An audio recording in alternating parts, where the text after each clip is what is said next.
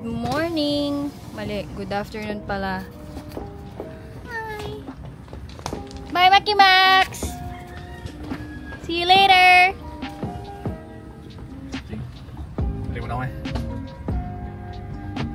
Thank you! Hello! From my birthday vlog, quick trip to Bayan.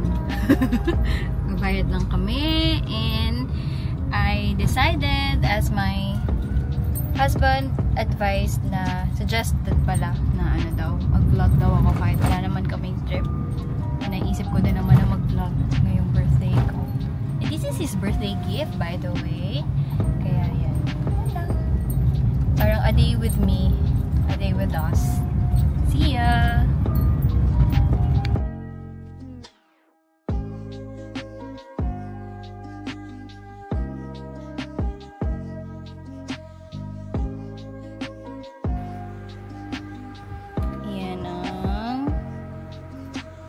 Handa natin, baby back ribs. Yan. Hindi lang ata masyadong kita. Yan. And then, buffalo chicken. And then, ito. Thank you.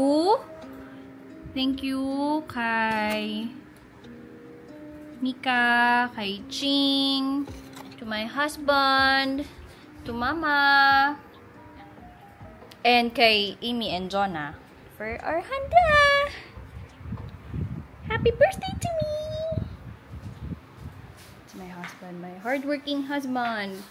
Hindi dahil sa kanya, hindi ako magkakaroon ng DJI Osmo, my dream camera.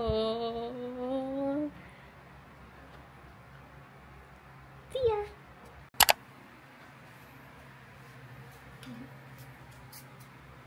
Hindi pa itong sinirtin mabait.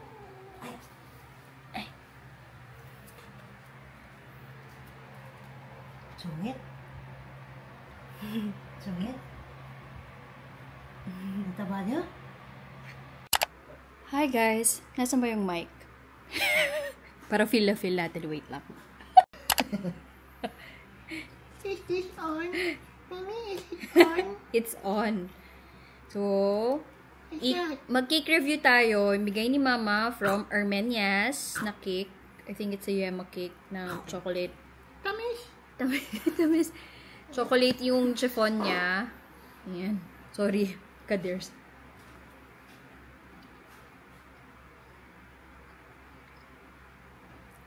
Hindi matamis yung mismong cake.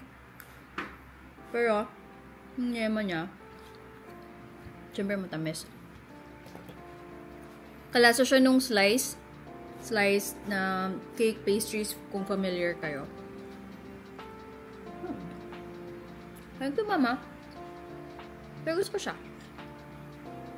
Maganda yung combination niya. Tsaka nakakamiss din kasi yung cake nung slice, yung cupcake nila. Chocolate cup, tapos may yema. At ang ganda-ganda ng quality na doon, DJI Osmo Pocket 3 Creator Combo. Thank you, hon! Ayun lang, bye! So, magkwento na rin tayo about today. So, today,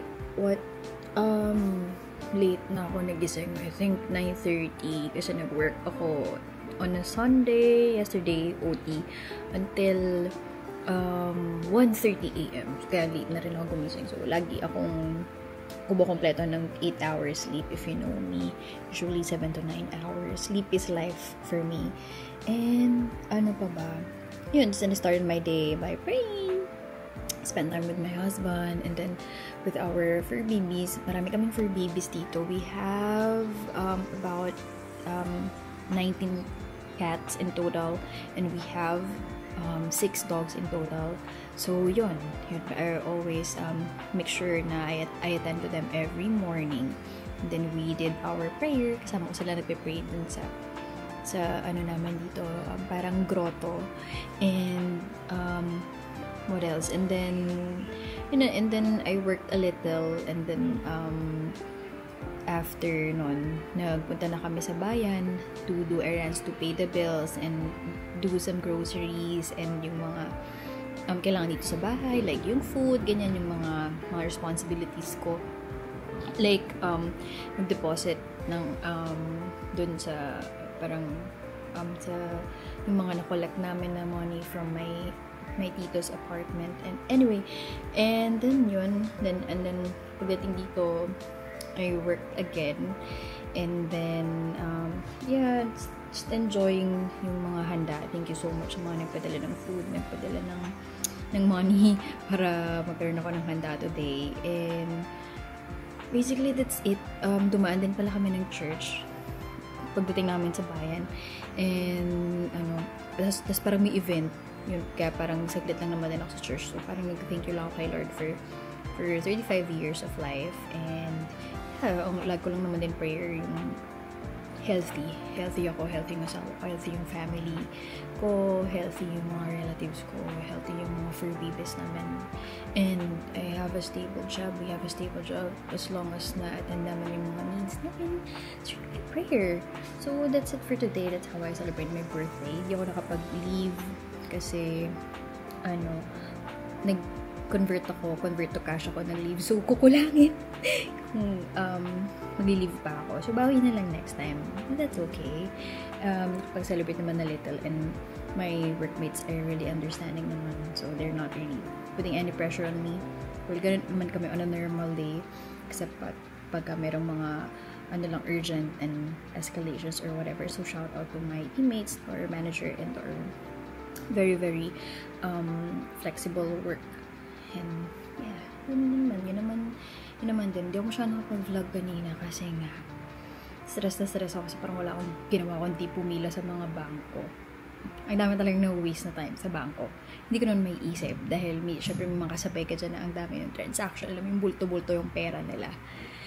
And, I cannot blame them. Syempre, job din naman nila yun. So, parang, it's a lesson for me lang na try ko lang din na mag-budget in advance para I don't have to pay in person and have to fall in line. Yun lang naman. So that's it for me today. Just wanna document this day, and yeah, hopefully matuloy-tuloy natin to. See ya!